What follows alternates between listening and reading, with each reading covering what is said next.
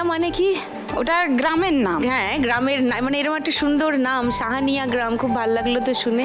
একটাই গ্রামের নাম কেশরম্বা ছিল, ওটাকে 5টা ভাগে ছোট ছোট গ্রাম করেছে। ওকে। শুধু গৃহবধূ মানে কি? আগে কিছু টুকটাক করতাম, কিন্তু আমার ছেলে যখন থেকে হয়েছে, 12 বছরের ছেলে এসছে, ওর অসুস্থতার জন্য আর কিছু করতে পারি না। এখন বাড়িরই কাজ করি, বাচ্চাকে লক্ষ্য করি। তো শুধু বলো না, বলবে আমি গৃহবধূ, আমি বাড়ির সব দায়িত্ব সামলাই, and be proud of that. ওকে।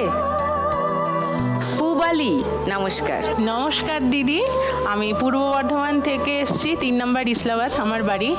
আমি একটা স্কুলে চাকরি করি, তার সাথে আমার স্বপ্ন হচ্ছে মেয়েদেরকে স্বাবলম্বী করে তোলা, বাহ। এবং তার জন্য আমি স্কুটি শেখাই, স্কুটি ট্রেনিং দিই। হ্যাঁ, স্কুটি ট্রেনিং দিই। নাইস।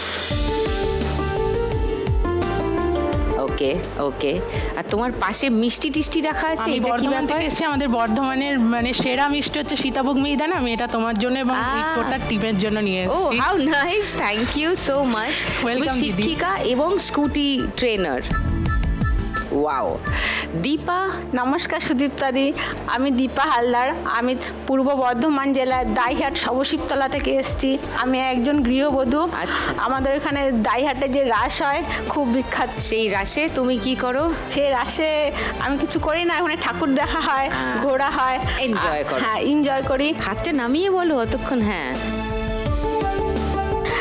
আমি এখানে এসেছি, আমি একজন পেশেন্ট। পেশেন্ট? হ্যাঁ। কেন, কি হয়েছে? 2024 সালে আমার ক্যান্সার ধরা পড়েছিল ওভারিতে।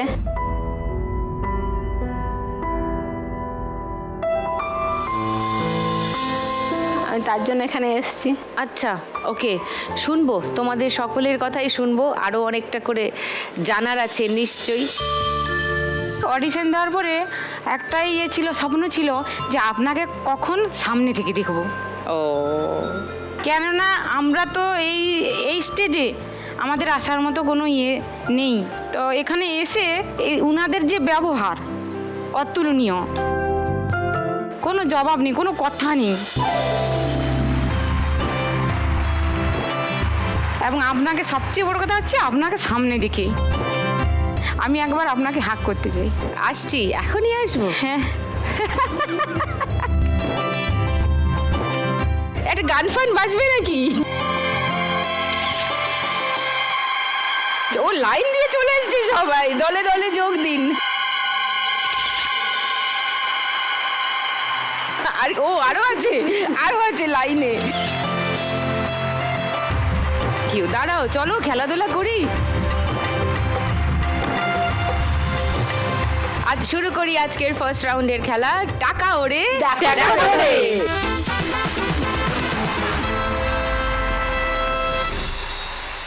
খেলা শুরু করব, তবে তার আগে সম্পার কাছে আরেকবার আসি। তোমার খুব সুন্দর সুন্দর সব হাতের কাজ, বলছিলে যে আগে মেশিনে কাজ করতে, হ্যাঁ। তারপর শারীরিক অসুবিধার জন্য এখন শুধু হাতে কুরুশ বোনো। কতদিন হলো এই কাজ করছো? এই কাজটা আমার বিয়ে হয়েছে 17 বছর। আচ্ছা, তো আমি 17 বছর বিয়ে হয়েছে? হ্যাঁ, তোমার বয়স কত? আমার এখন 33। ওই যে আমার মেয়ে 15 বছর বয়স। হ্যাঁ।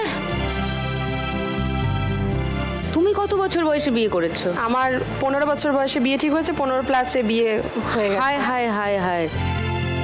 তো তুমি আপত্তি করোনি? বাবা মা? হ্যাঁ, আমি ছোট থেকে পড়াশোনায় ভীষণ ভালো ছিলাম। তো যখন আমি ক্লাস 10-এ জাস্ট উঠেছি সবে, তখনই মা মানে ঘটক দেখে বিয়েটা ঠিক করে দিয়েছেন আর কি। আসলে মানে ছোট থেকে দেখেছি যে মা আর বাবার মধ্যে ভীষণ অশান্তি, আমি কখনো তাদেরকে একসাথে আমি কখনো দেখিনি। তো মার হয়তো মনে হয়েছিল যে আর হয়তো তিনি বাঁচবেন না, কোনো একটা ডিসিশন নিতে চেয়েছিল। তো সেই জন্যই বিয়েটা ঠিক করে দিয়েছিল। আর বাবা আর দাদা মাকে ভীষণ টর্চার করত, মানে আমার মা কখনো কোনোদিনও শান্তি পায়নি আর কি। তো আমার যে বিয়েটা হয়ে গেল 7 মাসের মাথায় মা সুইসাইড করলো।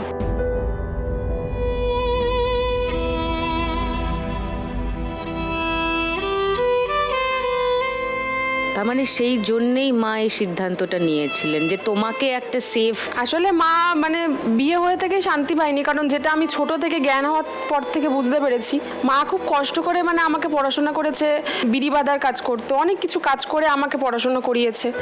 মানে আমাদের ভাগ ছিল, মানে দাদাকে বাবা পড়াশোনা করাতো, মা আমাকে করাতো, এরকম একটা ব্যাপার ছিল। তো মায়ের ভীষণ ইচ্ছে ছিল যে পুলিশ হব, মায়ের খুব স্বপ্ন ছিল, মানে পুলিশের ইউনিফর্মটাকে মা খুব পছন্দ করতো। উনি পুলিশে কাজ করতে চেয়েছিলেন, আমাকে ও তুমি হবে। হ্যাঁ, আচ্ছা, তো সেটা আর হলো না, কারণ বিয়ের পরে আর আমার পড়াশোনা করা হয় নাই, মাধ্যমিকই শেষ। তুমি পড়াশোনাটা তুমি কন্টিনিউ করলে? আমার শ্বশুরবাড়ির থেকে করানো হয়নি আর কি, মানে মাধ্যমিকে খুব ভালো রেজাল্ট করেছি, ফার্স্ট ডিভিশন পেয়েছি। ফার্স্ট ডিভিশন পাওয়ার পরেও তুমি আর পড়াশোনা করলে না? তোমার স্বামী চেষ্টা করলেন না এটাকে এগিয়ে আমার নিয়ে স্বামী যাওয়ার? খুব ছোট থেকে ব্যবসা ধরেছিলেন, কারণ আমার শ্বশুরমশাই বিছানায় শয্যাশায়ী ছিলেন। ওনার দোকান ছিল, মুদিখানার দোকান ছিল আমার শ্বশুরমশাইয়ের। ও খুব ছোট থেকে আর কি ওই দোকানটা সামলেছে। এবার আমার ভাসুর আছে, সেও একজন মানসিক রোগী, তো তার ট্রিটমেন্ট করানো দায়িত্ব অনেকটা ছিল। এবার সেই জন্য তখন আর তো টাকা রোজগার করাটা ইম্পর্টেন্ট হয়ে গিয়েছিল রাদার দ্যান পড়াশোনা করে। আর সেই জন্য আর কি। তো এখন আমার স্বপ্নটা আমি আমার মেয়েকে দিয়ে পূরণ করতে চাই। আমি চাই যে আমার মা যেটা আমাকে করতে পারিনি, আমি যেন সেটা আমার মেয়েকে ওকে করতে পারি। পুলিশে হ্যাঁ।